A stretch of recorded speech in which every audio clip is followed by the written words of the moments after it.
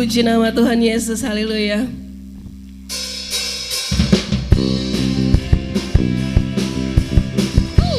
Boleh tepuk tangan sama-sama? Haleluya.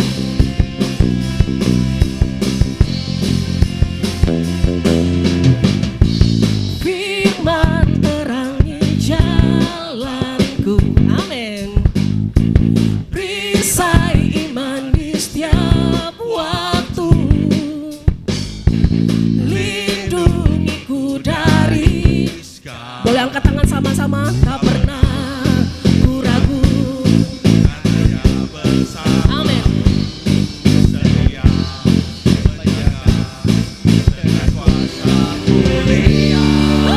Katakan hanya di dalam namanya Yesus, dia sumber pengharapan di sepanjang hidupku. Hanya di dalam kuasa-Nya pasti tersedia kemenangan bagiku selama-lamanya.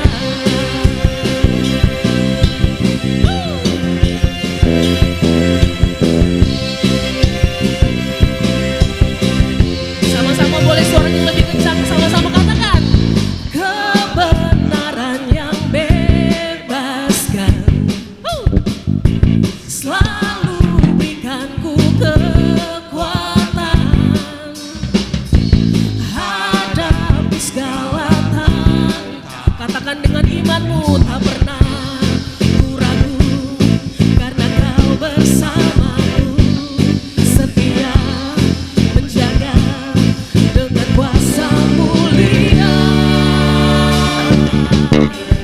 Hanya di dalam namanya Yesus, dia sumber pengharapan di sepanjang hidup. Oh, hanya di dalam Engkau Yesus, yes, pasti tersedia kemenangan bagiku selama-lamanya.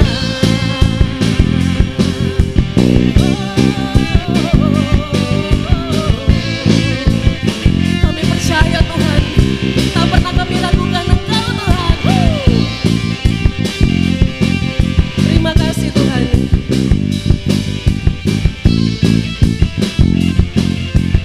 Sama-sama kita katakan yes. Dalam namanya ada pengharapan, dalam kuasa-Nya kemenangan. Oh, katakan dengan imanmu, dengan namanya. Dalam namanya ada pengharapan, dalam kuasa-Nya kemenangan. Hanya di dalam namanya Yesus, dia sumber pengharapan di sepanjang. Amin. Boleh sama-sama lambaikan tangannya. Hanya di dalam kuasa-Nya pasti tersedia kemenangan bagiku selama-lamanya. Hanya di dalam namanya Yesus, dia sumber pengharapan di sepanjang hidupku. Hanya di dalam kuasa-Nya pasti tersedia kemenangan bagiku selama-lamanya.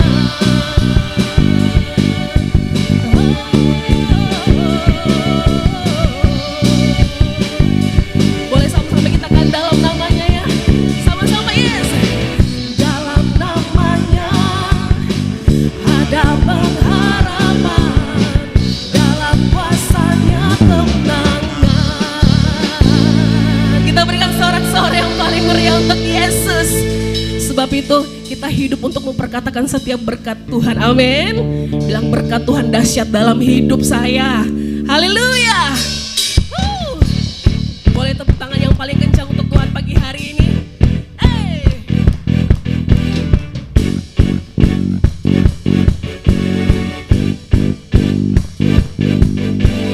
Na na na na na na.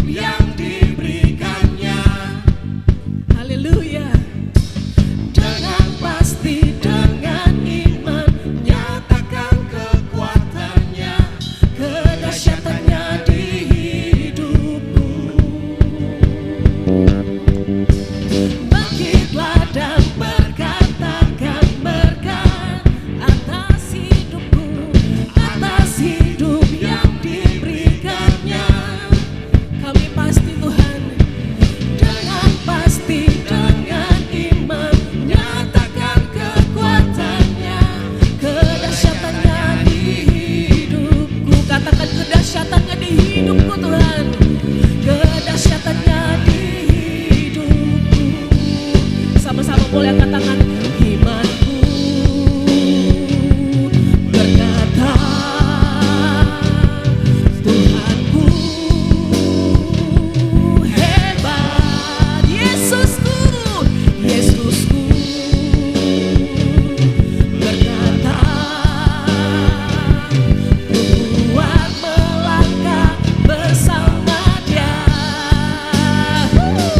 Ku memuji, ku bersorak,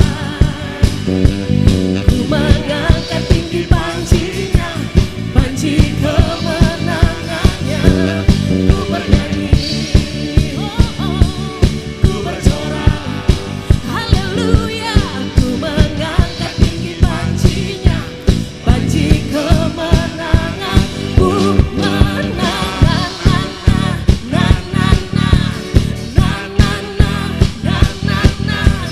kami bersuka cita pagi hari ini Tuhan. Sama-sama kita akan bangkitlah dan berkatakan berkat atas hidupku, atas hidup yang diberikannya. Terima kasih Yesus. Dengan pasti, dengan iman, nyatakan kekuatannya, kedahsyatannya di hidupku. Oh, kedahsyatanmu Tuhan, kedahsyatannya di hidupku. Iman kami berkata, imanku berkata, Tuhanku hebat. Oh, tidak tertandingi Tuhanku.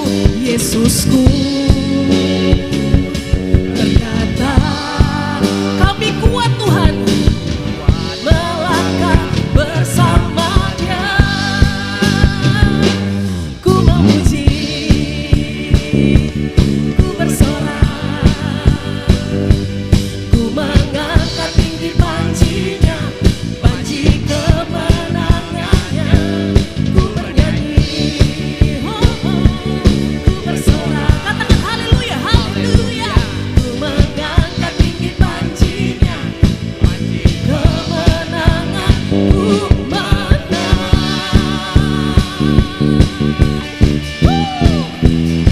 Tuhanku hebat, haleluya.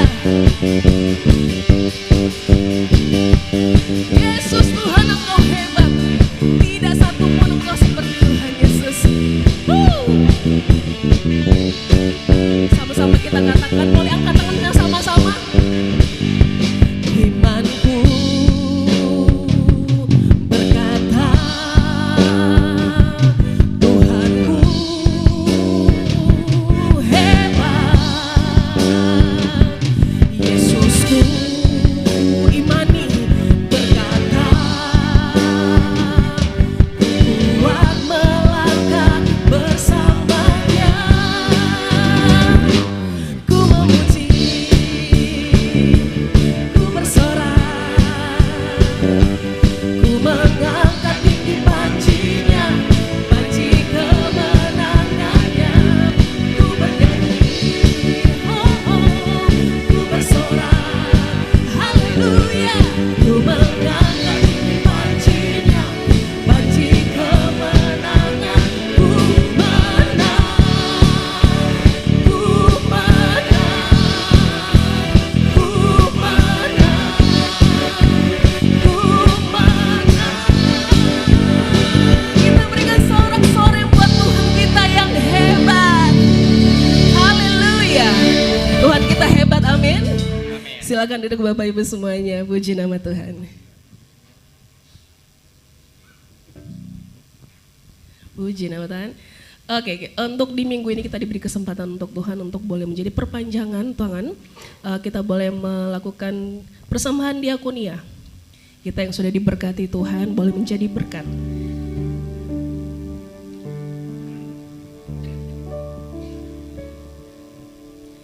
Sungguh kami bersyukur Tuhan bahwa sampai hari ini kami diberkati luar biasa oleh Tuhan. Sebab itu Tuhan, berkat itu bukan berhenti di kami saja, tetapi kami rindu, kami boleh menjadi perpanjangan tangan Tuhan untuk saudara-saudara kami Tuhan. Terima kasih Tuhan, kami percaya Tuhan yang cukupkan, Tuhan yang sediakan apapun yang dibutuhkan. Sebab itu kami punya Tuhan yang hebat, Tuhan yang hidup, Tuhan yang tahu dan mengerti apa yang menjadi kebutuhan kami. Begitupun juga dengan saudara-saudara kami.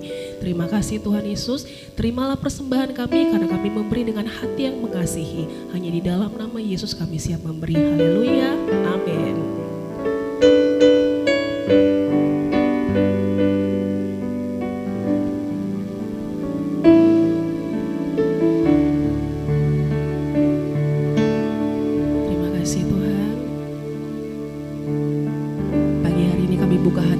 Boleh menerima kebenaran firman Tuhan. Sekalipun kami belum melihat, tetapi iman kami berkata Tuhan bekerja luar biasa. Sebab itu Tuhan, berikan kami hati, keteguhan hati Tuhan, untuk boleh tetap percaya apa yang akan Tuhan kerjakan dalam hidup kami. Terima kasih Yesus.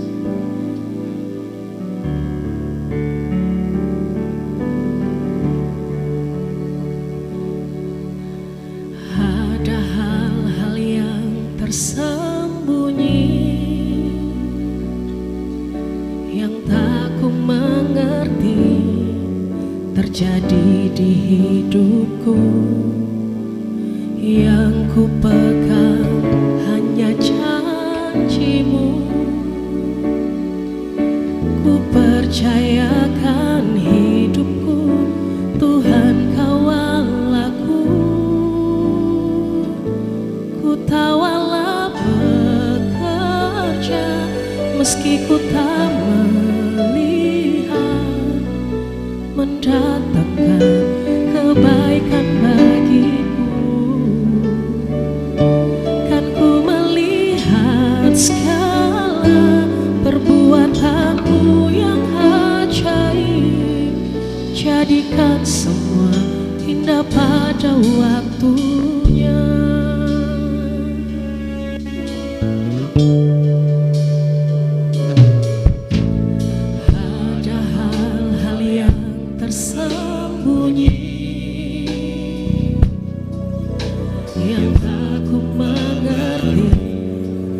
Terjadi di hidupku, yang ku pegang hanya janji-Mu, ya Tuhan.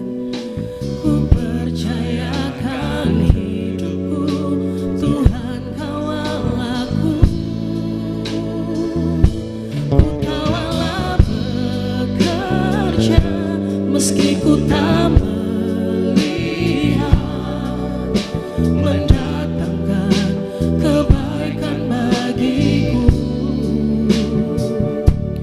Aku melihat segala perbuatanmu yang ajaib, jadikan semua indah pada waktunya.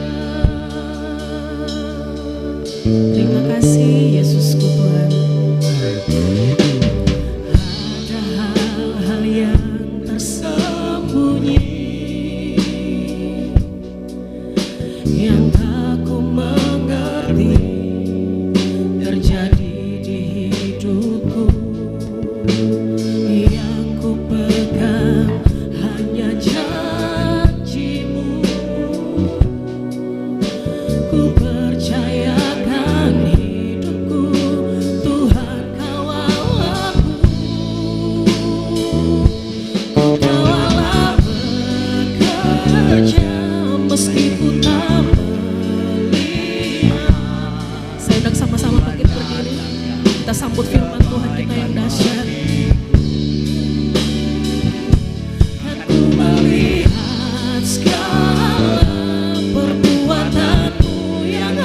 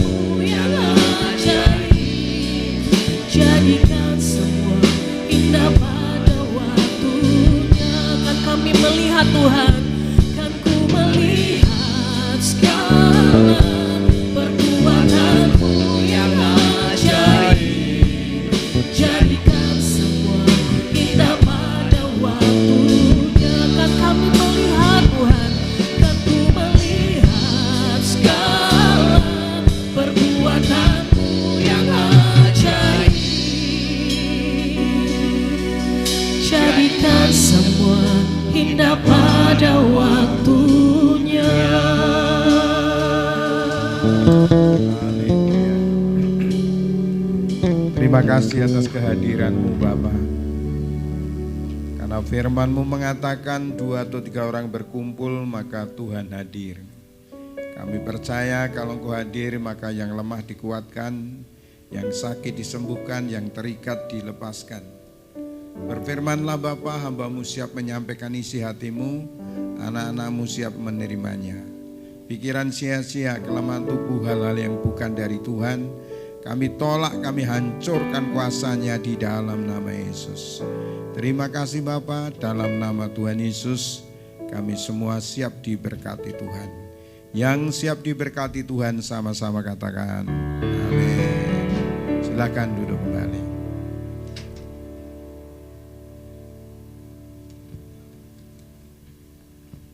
Ya, salam, puji Tuhan. Hari ini saya akan menyampaikan renungan dengan judul Setia dalam Proses. Puji Tuhan. Apa saudara? Setia dalam proses. Nah, saudaraku, ada 2 sekolah yang kita lakukan dan terus akan kita lakukan, yaitu sekolah formal, ya tentu di sekolah. Tetapi ada satu lagi yang namanya sekolah kehidupan. Nah, ini saudaraku yang ngasih dalam nama Tuhan Yesus Kristus. Kalau sekolah secara formal itu membuat kita yang tidak mengerti menjadi mengerti, yang bodoh menjadi pintar dan sebagainya dan sebagainya. Tetapi kalau sekolah kehidupan itu kita bisa mengenal siapa diri kita dan siapa Tuhan itu. Itu di dalam sekolah kehidupan. Karena apa? Karena kita sendiri belum tentu ngerti tentang kita sendiri. Ya, kadang-kadang kita merasa mampu, taunya sebetulnya kita tidak mampu. Ya, kadang-kadang kita dianggap rendah hati, nggak taunya kita udah terlalu sombong. Ya, itu perlunya sekolah-sekolah kehidupan. Karena apa? Karena endingnya kita bukan kaya, bukan sukses, tetapi ending ke pengikutan kita kepada Tuhan Yesus adalah yaitu seperti Yesus. Jadi kita punya tujuan akhir yaitu seperti Yesus. Maka predikat kita dengan Tuhan Yesus itu sama, ya. Tuhan Yesus disebut terang dunia, kita juga terang dunia. Yesus disebut garam dunia, kita juga garam dunia. Yesus disebut domba Allah, kita juga domba Allah, ya kan? Yesus disebut juru selamat, maka kita juga juru selamat tanda petik, ya. Jadi saudara yang ngasih, jadi endingnya kita serupa dengan Kristus. Nah, kita kadang-kadang merasa berat, stres dan sebagainya. Karena apa? Karena kita keluar dari endingnya, keluar dari tujuan akhir kekristenan kita. Jadi tujuan akhir kekristenan kita adalah serupa dengan Kristus. Itu lebih mudah daripada kita endingnya adalah kesuksesan, endingnya adalah kaya, endingnya adalah berhasil. Itu lebih sulit. Tapi endingnya seperti Yesus itu justru lebih mudah. Kalau endingnya seperti Kristus, saudaraku yang ngasih, maka yang lain itu Tuhan akan tambahkan. Amin, saudara. Oke. Nah, saudaraku yang ngasih, ya klik berikutnya. Saya bersyukur pujian-pujian yang diambil tadi, jadi nyanyikan tadi sesuai dengan tema, ya. Mari kita baca sama-sama. 3, 2, 1. Dan Tuhan berfirman, aku telah memperlihatkan dengan sungguh kesengsaraan umatku di tanah Mesir. Dan aku telah mendengar seruan mereka yang disebabkan oleh pengerah-pengerah mereka. Ya, aku mengetahui penderitaan mereka. 8. Sebab itu aku telah turun untuk melepaskan mereka dari tangan orang Mesir dan menuntun mereka keluar dari negeri itu ke suatu negeri yang baik dan luas, suatu negeri yang berlimpah-limpah susu dan madunya, ke tempat orang Kanaan, orang Het, orang Amori, orang Feris, orang Hewi, dan orang Yebusi. Jadi saudaraku, ini adalah janji Tuhan untuk orang percaya, yaitu kita akan mengalami kehidupan yang lebih baik. Nah saudaraku yang kasih, biasanya orang berpikir tentang endingnya kalau soal ini ya. Gimana kita seperti apa yang Tuhan janjikan, tapi lupa bahwa saudaraku untuk mengalami janji Tuhan itu harus yang namanya proses. Jadi kita jangan terfokus kepada upahnya saja, kepada endingnya saja, tetapi kita harus perhatikan untuk mencapai janji Tuhan itu kita semua akan mengalami sekolah kehidupan, yaitu yang namanya proses. Nah saudaraku yang kasih di dalam nama Tuhan Yesus Kristus, ya berikutnya tolong diklik. Kebanyakan orang fokus kepada hasil daripada proses. Padahal kalau kita setia dalam proses akan membuahkan hasil yang maksimal. Tuhan mau setiap orang percaya mengalami peningkatan dan bukan penambahan. Jadi sekali lagi Tuhan mau setiap kita bukan mengalami penambahan tapi mengalami peningkatan. Puji Tuhan. Apa sih bedanya? Kalau penambahan, ya diklik berikutnya, 1 ditambah 1, ada berapa saudara? Ada 2, kalau penambahan begitu. Tapi kalau peningkatan, 1 ditambah 1 berapa saudara? Ya tetap 2. Nah bedanya di mana? Nah ini saudara, bedanya adalah, jadi kalau hasilnya 1 ditambah 1 2, peningkatan 1 ditambah 1 juga 2, hasilnya sama. Tetapi bedanya adalah kalau penambahan itu ke samping, ke muka, ke belakang. Tetapi kalau peningkatan itu ke atas. Ya. Kalau peningkatan itu ke atas. Jadi bangsa Israel bertambah berkatnya tetapi tidak meningkat rohaninya. Itu. Ya, makanya waktu sampai tanah perjanjian, karena tidak ada peningkatan, justru apa saudara? Justru yang pertama dia akan jauh dari Tuhan. Jadi saudara yang ngasih, kalau kita ngalami proses kita selalu diingatkan tentang Tuhan. Tetapi hati-hati kalau kita sudah mencapai apa yang Tuhan janjikan, bangsa Israel itu seringkali jauh dari Tuhan. Bahkan pada zaman Yosua karena sudah enak, sudah menempati tanah perjanjian, sudah bagi-bagi tanah perjanjian, saudaraku yang kekasih, mereka jauh dari Tuhan. Mereka jauh dari Tuhan, mereka tidak melihat perbuatan Tuhan yang ajaib lagi karena memang sudah dianggap biasa semua. Dan akhirnya saudaraku yang kasih, mereka menjadi penyembah-penyembah berhala.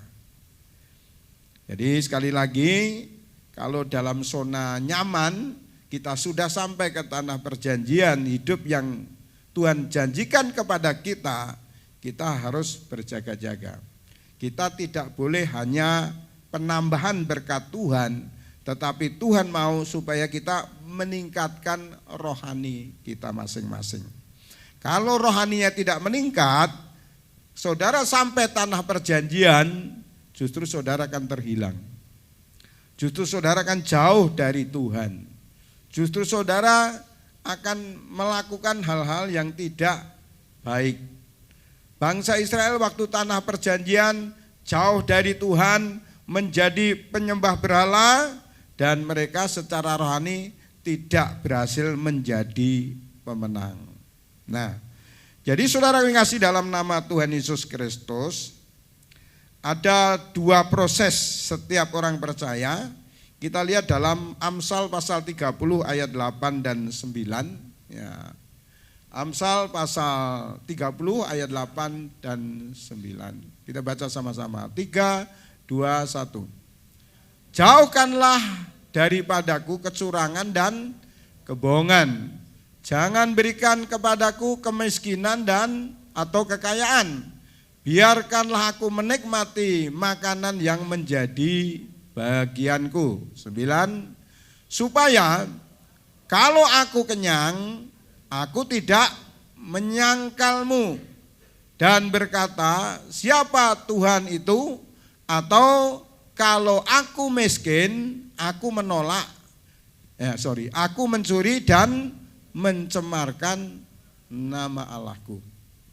Jadi ada 2 proses rata-rata, yaitu yaitu proses tentang kemiskinan atau kekurangan. Yang kedua proses tentang kelimpahan. Ya, ini saudara kasih. Dua-duanya itu menjadi ujian, dua-duanya itu menjadi barometer bagi saudara dan saya. Makanya Salomo berdoa, Tuhan jangan kasih aku kelimpahan, supaya tatkala aku kaya jangan sampai aku meninggalkan Engkau. Tetapi juga jangan berikan aku miskin, supaya aku tidak mencuri dan mempermalukan namamu. Jadi orang kaya dan orang miskin itu sama-sama bahayanya. Orang miskin bahayanya bisa mencuri, bisa merampok. Tapi orang kaya bisa jauh dari Tuhan. Tetapi kalau dihitung jenis-jenisnya, saudaraku, orang kaya dan orang miskin, kalau dilihat dari sejarah bangsa Israel, saudara kasih, justru yang lebih bahaya adalah orang yang kaya. Orang yang miskin itu dosanya paling merampok, mencuri, menipu, kan itu saudara ya. Tetapi kalau orang dalam kelimpahan, apalagi dalam kekayaan, dalam kekuasaan, dia banyak sekali dosa yang dilakukan. Saudara yang kasih di dalam nama Tuhan Yesus Kristus, jadi dua-duanya kita harus berjaga-jaga. Waktu Daud, saudaraku, waktu masih miskin, luar biasa saudara kasih. Ya, dia sangat intim dengan Tuhan. Bahkan dia banyak menciptakan mazmur. Ya. Banyak menciptakan pujian kepada Tuhan. Ini sangat luar biasa saudara kasih. Ya. Tetapi apa yang terjadi waktu dia dalam keadaan zona nyaman, dalam keadaan baik, saudara kasih. Nah, disitulah awal dari kejatuhan dari Daud. Saudara kasih, yang lain perang, dia enggak perang. Yang lain bertempur, dia jalan-jalan di atas sotoh rumah. Enggak ada yang dikerjakan, saudara kasih. Seharusnya yang lain berperang, kita harus berperang. Jadi setiap anak Tuhan harus terus-menerus dalam peperangan. Amin saudara. Walaupun saudara sudah nyaman, mungkin saudara enggak berperang untuk diri saudara sendiri.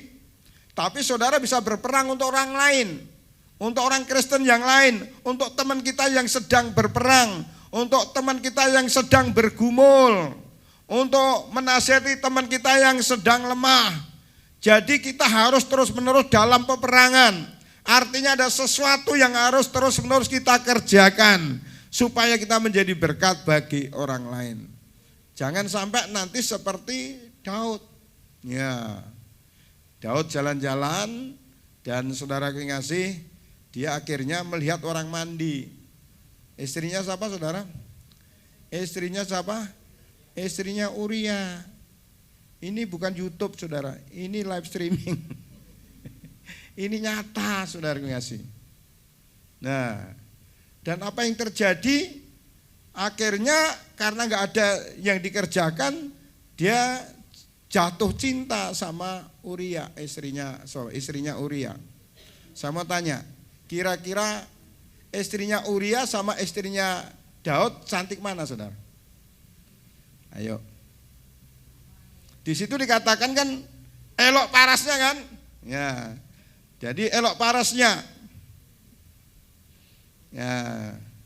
Mari diklik berikutnya supaya kita yang tadi ayatnya itu.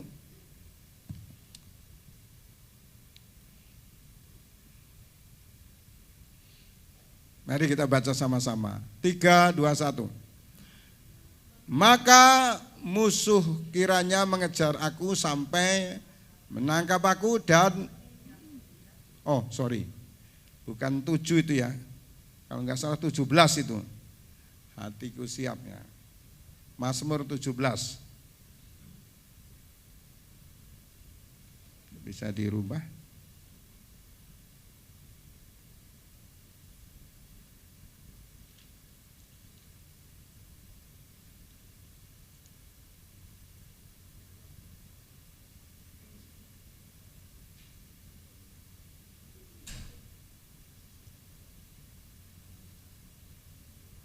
Tentang hatiku siap, ya Allah hatiku siap.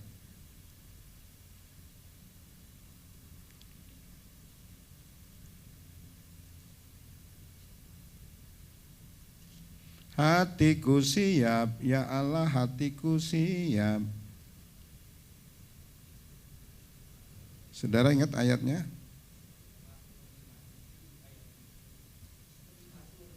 Oh ya, sorry, 7-nya saya. Mazmur pasal 57 ya. Ya. Mazmur 57.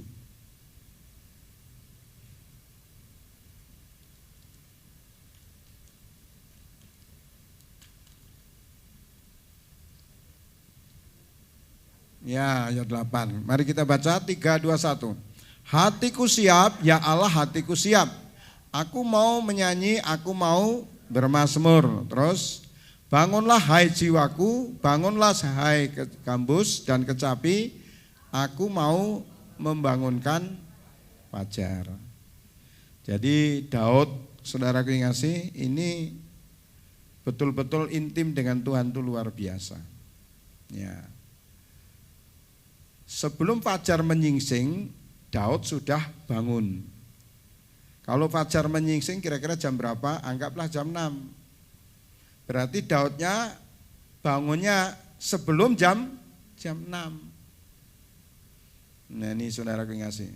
Jadi kalau seseorang, saya susah Pak bangun pagi.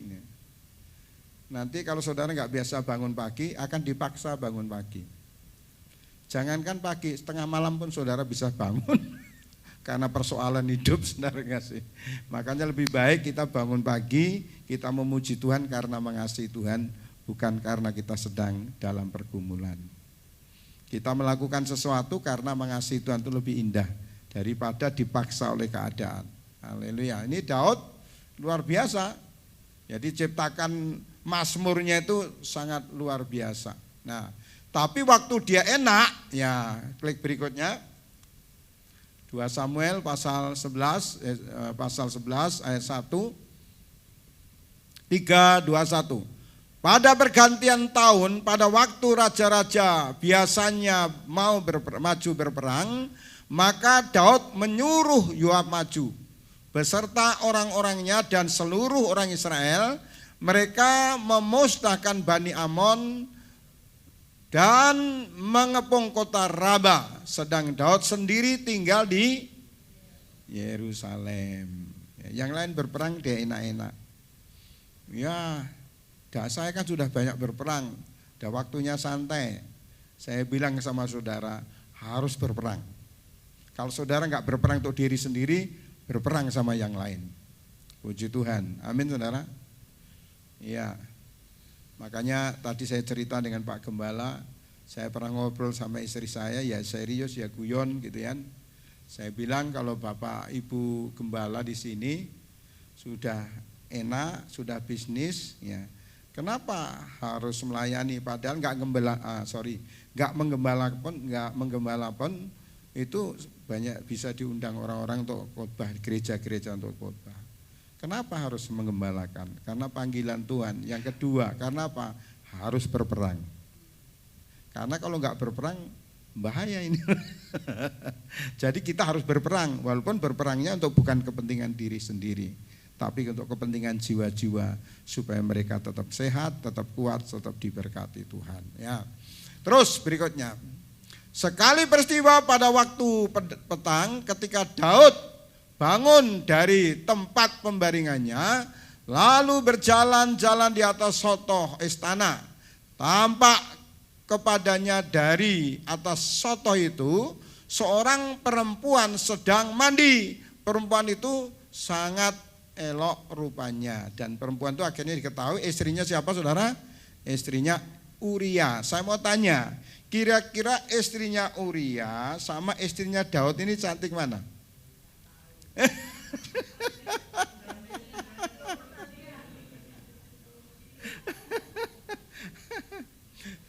Kira-kira istrinya Daud dengan istrinya Uria ini kira-kira kan? Kira-kira cantik mana saudara? Ya, kalau Bapak Ibu nebak Uria, saya bisa pastikan walaupun gak tertulis pasti cantikan istrinya Daud. Istrinya raja itu pasti cantik, tidak mungkin tidak. Dan di seluruh negeri itu pasti cari yang cantik-cantik, satu jadi permaisuri, yang lain selir. Itu cantik semua. Tetapi kenapa dia akhirnya jatuh cinta pada orang yang tidak lebih cantik dari istrinya? Itu karena rohnya udah lemah. Saudara pernah dengar toh di YouTube ada bos, saudara yang ngasih berselingkuh dengan pembantunya. Kira-kira cantikan mana pembantu sama bosnya? Pasti istrinya bos lah. Wanginya istrinya bos lah. Produknya minyak wanginya juga pasti beda. Tapi kenapa bisa jatuh?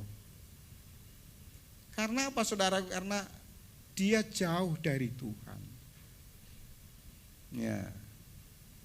Makanya saudara, saya yakin pernah dengar ada orang yang selingkuh padahal istrinya lebih cantik. Yang membuat itu gimana? Yang membuat rohnya yang lemah. Yang membuat dia seperti itu, dia jauh dari Tuhan. Haleluya. Jadi saudara ngasih di dalam nama Tuhan Yesus Kristus, makanya saya bilang tadi, tidak mungkin itu Daudnya istrinya lebih jelek daripada istri anak buahnya. Gitu. Tetapi yang membuat Daud jatuh adalah karena dia jauh dari Tuhan. Haleluya, puji Tuhan. Nah, saudara gue ngasih dalam nama Tuhan Yesus Kristus, mari kita lihat, kita renungkan. Waktu Daud masih miskin, waktu sekolah kehidupan, betapa dekatnya Daud sama Tuhan. Bahkan firman Tuhan katakan satu hari selama tujuh kali dalam satu hari aku memuji-muji Engkau. Pagi-pagi yang lain belum bangun, dia sudah bangun. Bahkan ada ayat yang lain mengatakan bahwa aku pergi ke tempat ibadah mendahului kumpulan jemaah. Jadi waktu dia saudara ngasih beribadah, dia nggak mau disalib satupun saudara. Dia harus duluan ke rumah Tuhan. Makanya kalau kita sedang mengalami proses kehidupan, kita bersyukur terus-menerus, kita diingatkan tentang Tuhan kita. Makanya saudara ngasih, kalau kita mengalami zona nyaman itu ada bahayanya sendiri. Tetapi kalau kita dalam peperangan, kita juga ada bahayanya sendiri. Nah, sekarang bagaimana saudara ngasih dalam nama Tuhan Yesus Kristus supaya kita kuat?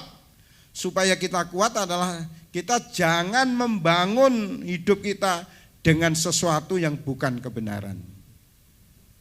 Mari kita lihat dalam Matius pasal 7 ayat 24 dan 25, ya diklik berikutnya. Terus Matius pasal 7, 24, 25, kita baca sama-sama. 3, 2, 1. Setiap orang yang mendengar perkataanku ini dan melakukannya, ia sama dengan orang yang bijaksana yang mendirikan rumahnya di atas batu. Terus berikutnya, kemudian turunlah hujan dan datanglah banjir, lalu angin melanda rumah itu, tetapi rumah itu tidak rubuh sebab didirikan di atas batu. Berikutnya, kemudian, ini yang ditekankan ya, kita baca sekali lagi. Kemudian turunlah hujan dan datanglah banjir, lalu angin melanda rumah itu, tetapi rumah itu tidak rubuh sebab didirikan di atas batu. Jadi saudaraku yang kasih dalam nama Yesus, gimana sikap kita? Jangan dibangun di atas dasar materi. Jangan rohani kita dibangun di atas dasar keberhasilan. Tetapi harus dibangun di atas dasar firman Tuhan. Haleluya.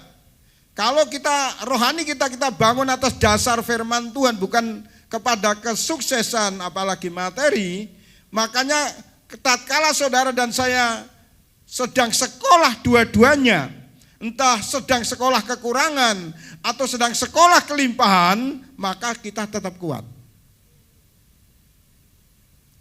Kita tetap kuat, kita tetap mengasihi Tuhan, kita tetap intim dengan Tuhan, karena rohani kita dibangun di atas dasar kebenaran. Haleluya. Amin Bapak Ibu. Nah sekarang ini banyak yang tidak seperti itu. Ya, dibangun di atas dasar yang seneng dan enggak seneng, yang bagus dan tidak bagus. Sehingga tatkala ini kelihatannya bagus, nanti ada yang bagus lagi, dia pindah saudara kasih. Karena enggak dibangun di atas dasar kebenaran. Tetapi kalau kekristenan dibangun di atas dasar kebenaran, apapun yang terjadi, dia tetap setia dengan Tuhan. Dia tetap setia dengan gereja. Orang enggak bisa langsung setia sama Tuhan saudara.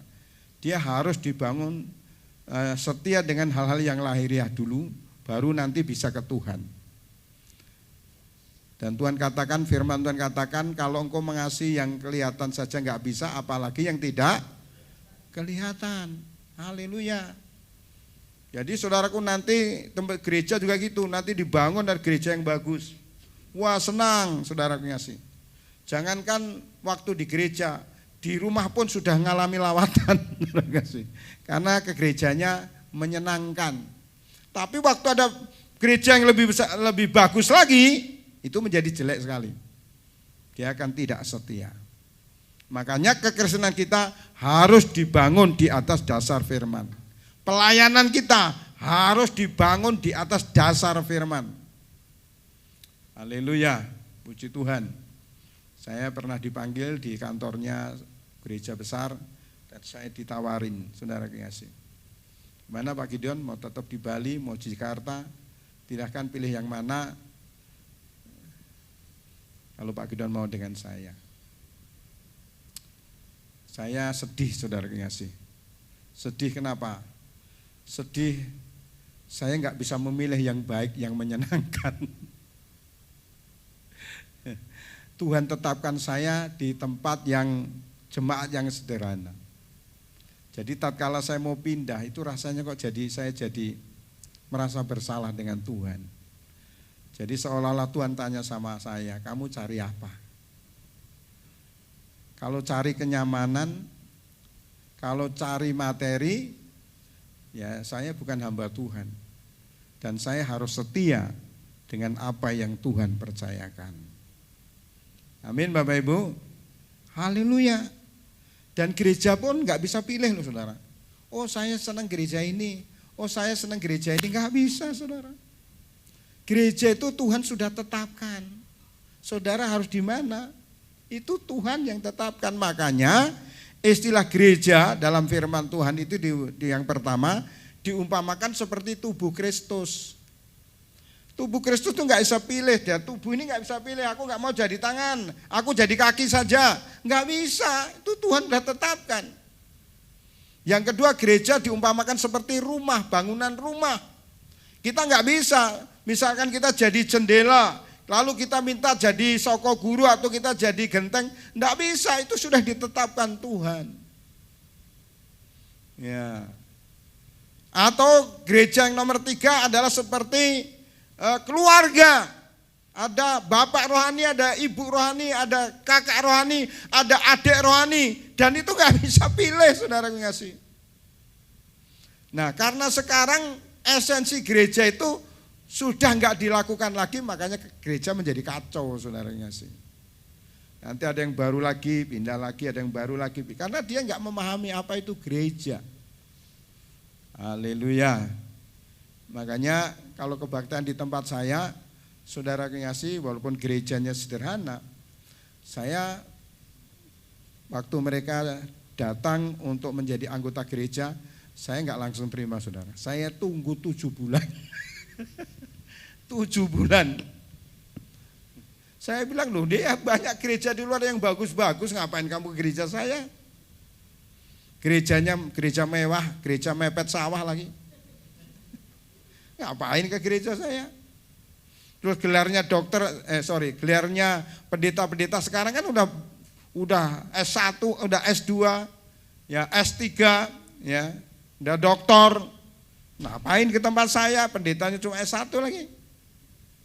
Ya. Jadi saudara kasih, di dalam nama Tuhan Yesus Kristus, makanya saya bilang, sudah Bapak Ibu ibadah saja. Nanti 6 bulan lagi tak tanya lagi. Kalau Bapak Ibu memang ditetapkan di tempat saya, ngambil keputusan dan sampai kapanpun jangan pernah pindah gereja. Tetapi kalau Tuhan gak tetapkan di tempat ini, kalau mau pindah lagi atau gak jadi di tempat ini, kami persilahkan. Jadi walaupun tempat saya itu sederhana, tapi jadi jemaat itu minimal 7 bulan baru diterima, saudara. Bukan masalah apa, saudara. Masalahnya pindah-pindah lagi kan kasihan juga, saudara. Ditanam sama dengan tanaman kan, ditanam, dicabut lagi, ditanam, dicabut lagi, mati, saudara kasih. Itu. Haleluya. Jadi saudara kasih, di dalam nama Tuhan Yesus Kristus, biarlah rohani kita bangun atas dasar firman Tuhan. Bukan masalah senang dan tidak senang, bukan masalah bagus dan tidak bagus. Kemarin saudara kasih, saya ikut seminar, pembicaranya orang Korea. Dia cerita, dia ke gereja itu melewati 3 provinsi, saudara. Saya heran, saudara. Dia ke gereja itu melewati 3 provinsi. Perjalanan gereja itu 2,5 jam. Kalau 2,5 jam di sana itu kan udah jauh banget, saudara. Beda dengan 1 jamnya Denpasar kan, macetnya gitu kan. Ini 2,5 jam, itu melewati udah 3 provinsi. Terus saudara ngasih, kenapa dia di sana, yang jauh di sana? Dia sudah berusaha cari gereja, lalu dia berdoa, Tuhan maunya saya di mana? Tetapi Tuhan berbicara sama dia, kamu di sini. Tuhan tetapkan. Jauh sekali, saudara, 3 provinsi, saudara ngasih. Ya, 3 provinsi di negara maju ya, saudara tahu ya, kira-kira sudah sampai sejauh mana itu. Ya. Jadi saudaraku, dia akhirnya tetap di situ. Kenapa? Tuhan tetapkan dia di situ. Ya. Tuhan tetapkan dia di situ. Misalkan ini sekarang Pak Gembala menjadi gembala di sini. Apa yang nggak ada yang nawarin gereja besar? Pasti ada. Saya yakin pasti rebutan. Saudara apa yang nggak ada yang nawarin saudara masuk gerejanya? Wow, nggak usah ditawarin, kalau perlu ditarik, saudaranya sih. Tapi gereja itu nggak bisa seperti itu. Saudara berdoa, saya ditetapkan di mana? Padahal inti gereja itu hanya kita dengan Tuhan, itu aja. Tapi kita udah campur-campur yang lain. Dengan musik yang bagus. Karena dia pikir, kalau musiknya bagus, saya bisa ngalami Tuhan. Itu daging, saudara ngasih. Kalau tanpa musik, saudara gak ngalami lawatan Tuhan. Itu daging, bukan roh. Kalau sampai saudara misalkan menyembah Tuhan tanpa musik, saudara ngalami lawatan, ngalami jamahan, itu yang benar itu, saudara. Bukan berarti musik bagus itu enggak perlu, kalau ada ya monggo saja, itu enggak dilarang. yang lebih bagus juga monggo saja. Maksudnya jangan sampai saudara menyembah Tuhan gara-gara musiknya nggak bagus, saudara nggak bisa nyembah. Itu namanya daging, saudara ngasih. Wah, kalau kalau gerejanya mau dibikin redup ya monggo, dibikin gelap juga monggo, dibikin saudaraku gelap sekali ya monggo, silahkan saja. Yang penting intinya kan cuma satu, bagaimana kita ngalami lawatan Tuhan. Yang terpenting itu saudara ngasih. Tidak ada salahnya dengan apa semua itu, saya nggak bahas ke sana. Maksudnya bahwa bagaimana kita ngalami perjumpaan dengan Tuhan, entah pakai musik atau tidak pakai musik, musiknya bagus atau tidak bagus, saudara ngasih, jangan sampai kita itu mempengaruhi kita ngalami jamahan kuasa Tuhan. Amin saudara. Kalau di sini musiknya bagus, yang mainnya bagus. Nah, tempat saya itu kebanyakan yang main itu saudaraku ada yang profesional, ada yang setengah profesional, ada yang tidak profesional. Nah, gereja saya itu Pak tidak profesional. Tidak profesional, tapi saya bilang kalau sampai saudara musiknya gimana, saudara nggak ngalami lawatan Tuhan, itu saudara berarti masih Kristen daging. Tetapi kalau saudara nggak pakai musik, saudara tetap mengalami lawatan jamahan kuasa Tuhan, itu yang benar. Apalagi ditambah musik, ya lebih benar lagi kan gitu. Saudara ngasih, pernah suatu saat saudara ngasih, karena kan jemaat yang saya yang kebanyakan kan kerja di model Indomaret atau apa itu yang main musik kan, kadang-kadang masuk pagi semua. Yang kebaktian itu yang main musik hanya dua, satunya bass, satunya drum, satunya keyboard. Ya ada dua itu aja. Tapi waktu itu saya pimpin gimana mereka ngalami lawatan Tuhan. Dan puji Tuhan hanya musik dua, saudara ngasih, yang main juga tidak profesional, saudara ngasih, tapi mereka bisa hancur hati, saudara. Nah itu yang benar, saudara ngasih. Haleluya. Amin Bapak Ibu. Jadi saudara, saya ngalami kuasa Tuhan. Itu bagus. Saya ngalami jamahan Tuhan, itu bagus. Waktu musiknya bagus, itu mengantar saya bisa mengalami hadirat Tuhan, itu enggak benar saudara ngasih. Yang benar tanpa musik pun bagaimana saudara ngalami Tuhan.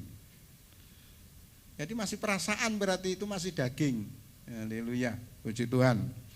Nah saudara kami kasih di dalam nama Tuhan Yesus Kristus, jadi pengertian gereja akhir zaman ini sudah mulai bergeser. Sudah mulai senang dan tidak senang. Sudah fokusnya masalah bagus dan tidak bagus. Ya, kalau mau dibagusin ya monggo sajalah. Tapi bukan itu. Tuhan tetapkan saudara di mana, dan saudara harus setia di sana. Amin Bapak Ibu. Sama dengan saya, saudara ngasih.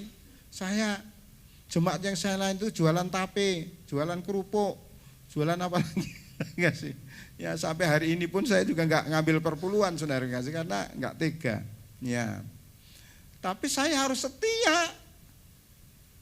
Nggak boleh saya pilih di tempat lain, nggak boleh saudara ngasih. Tuhan tetapkan saya di tempat itu. Dan tunjukkan pada saya untuk Tuhan tetap memelihara kami. Walaupun kami nggak bisa menyekolahkan anak-anak sampai gimana gitu, tapi banyak mujizat, bisa dapat beasiswa, bisa dapat ini dan itu. Ya, haleluya, dan akhirnya mereka bisa hidup yang layak. Ya, puji Tuhan. Jadi anak saya yang pertama sekarang ada di mana, di Afrika, yang kedua ada di Amerika. Saudara ngasih, dia bilang, loh kerjamu kok di sana? Iya, karena kalau kerja di darat tuh gajinya cuma 15 juta. Kalau kerja yang lain pakai dolar, dia bilang bisa 5 kali lipat Pak. Yaudah biarin saya ke sana dulu, ngumpulin dana dulu. Tapi saya tetap satu grup memuji menyembah kepada Tuhan. Tuhan Yesus memberkati. Jadi saudara ngasih dalam nama Tuhan Yesus Kristus, hati-hati ketika saudara dan saya sedang sekolah kekurangan. Dan hati-hati juga kalau kita sedang sekolah kelimpahan. Tapi harus dibangun di atas dasar firman Tuhan, sehingga apapun sekolah apapun yang kita alami, kita tetap siap, tetap setia, tetap dekat dengan Tuhan. Tuhan Yesus memberkati. Berikan tepuk tangan untuk Tuhan kita Yesus Kristus. Terima kasih Bapa. Kami sangat mengucap syukur kepadamu. Dan setiap kami tidak ada yang diam. Biarlah kami terus menerus berperang. Walaupun kami tidak berperang untuk diri kami sendiri. Mungkin kami sedang dalam zona nyaman. Kami akan berperang untuk teman kami yang lain. Untuk memberkati teman kami yang lain. Untuk berperang untuk teman kami yang lain. Untuk berjuang untuk teman kami yang lain. Sehingga semua kami boleh mengalami janji-janji Tuhan.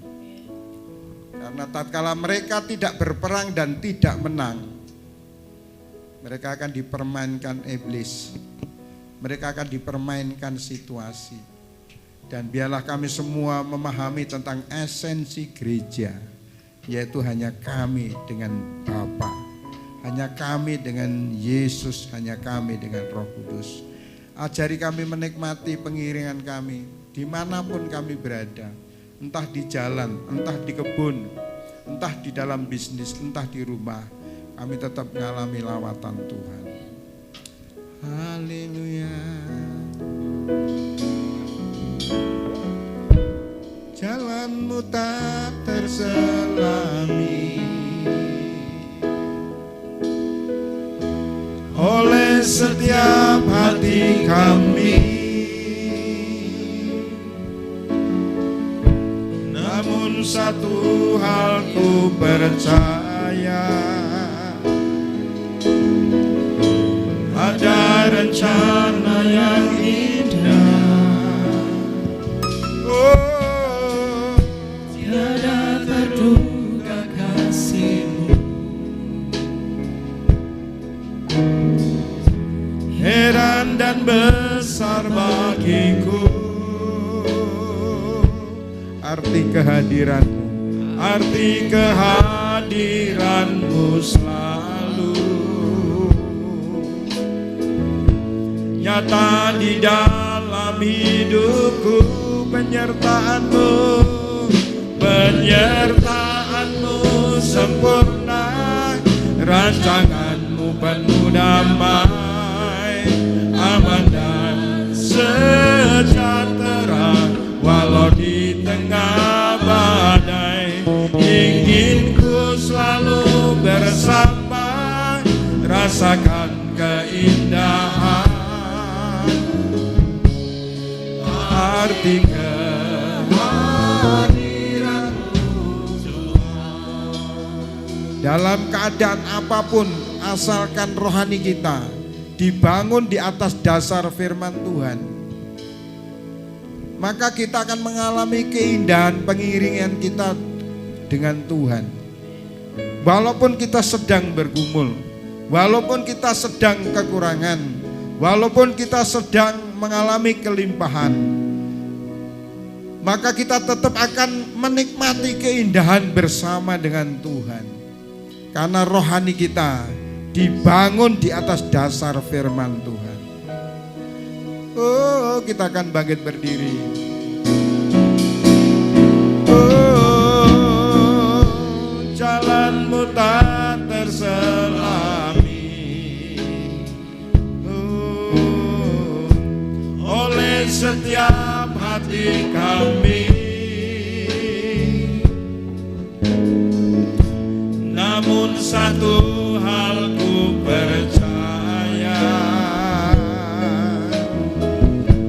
ada rencana yang indah, tiada terduga, tiada terduga kasih-Mu, heran dan besar, heran dan besar bagiku. Arti kehadiran-Mu selalu nyata di dalam hidupku. Penyertaan-Mu, penyertaan-Mu sempurna, rancangan-Mu penuh damai, aman dan sejahtera.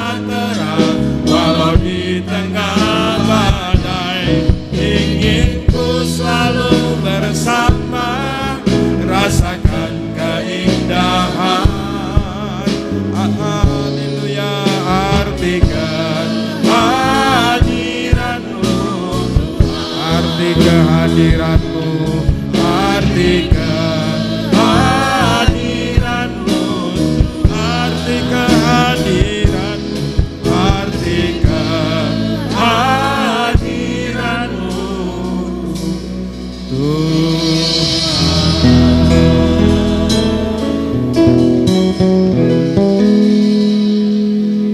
Saudara, tirukan saya dan kita akan memperkatakan kebenaran. Tuhan Yesus, mulai saat ini Tuhan, aku akan bangun kehidupanku di atas dasar firman Tuhan, sehingga apapun yang aku alami, dalam suka maupun duka, dalam susah maupun senang, dalam kekurangan atau kelimpahan, aku akan tetap setia kepadamu. Aku akan menikmati hidup bersama dengan Tuhan. Bapa, biarlah aku berperang terus-menerus, baik untuk masalah kami sendiri, baik untuk teman-teman kami, supaya keluarga kami di sini semua mengalami janji-janji Tuhan. Terima kasih Bapa, di dalam nama Yesus kami alaskan doa kami. Semua yang diberkati Tuhan sama-sama katakan amin. Mari saudara kita bangkit berdiri, kita akan mengakhiri ibadah kita.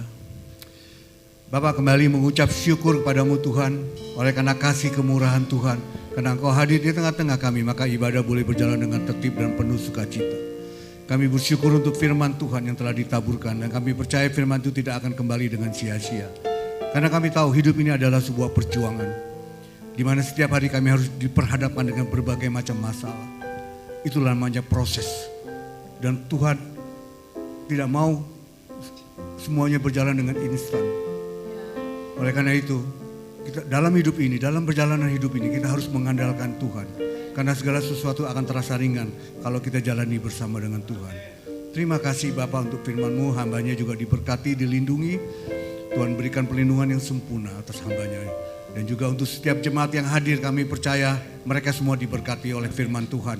Dan mereka pulang, mereka mendapat berkat yang penuh dari firman-Mu Tuhan. Terima kasih Bapak, penyertaan Tuhan juga sempurna atas mereka semua. 1 minggu ke depan dalam kasih penyertaan dan perlindungan Tuhan. Dijauhkan dari segala mara bahaya dan niat-niat orang jahat. Dan dijauhkan dari segala sakit penyakit apapun juga. Dan mereka boleh kembali beribadah di tempat ini tanpa kurang suatu apapun. Kami akan berpisah tapi kami percaya kasih Tuhan tidak akan pernah berpisah daripada kami. Oleh karena itu saudara yang dikasih Tuhan, mari kita angkat kedua tangan kita untuk menerima berkat Tuhan dan saudara katakan amin. Maka ini akan terjadi dalam hidupmu. Diberkatilah keluargamu, diberkatilah kesehatanmu, diberkatilah apa yang kau kerjakan, dan diberkatilah engkau yang mengasihi Tuhan lebih dari segalanya. Saudara, kita tahu bahwa Tuhan kita tuh, Yesus adalah Tuhan yang sangat baik. Oleh karena itu marilah kita hidup takut akan Tuhan. Jangan menyimpang ke kanan ataupun ke kiri, sehingga kemanapun kau pergi, hidupmu akan beruntung. Karena Tuhan yang akan membelamu, Tuhan yang akan selalu menolongmu. Dia akan menyinari engkau dengan wajahnya, memberikan kasih karunia, dan damai sejahtera Tuhan akan menjadi bagian dalam hidupmu. Dan apapun yang kau kerjakan, hanya Tuhan yang buat berhasil. Oleh karena itu saudara yang dikasih Tuhan, terimalah berkat daripada Bapa, Putra dan Roh Kudus. Mulai saat ini sampai Maranatha, Yesus datang untuk kedua kalinya. Semua yang percaya dan telah menerima berkat Tuhan, mari sama-sama kita katakan amin.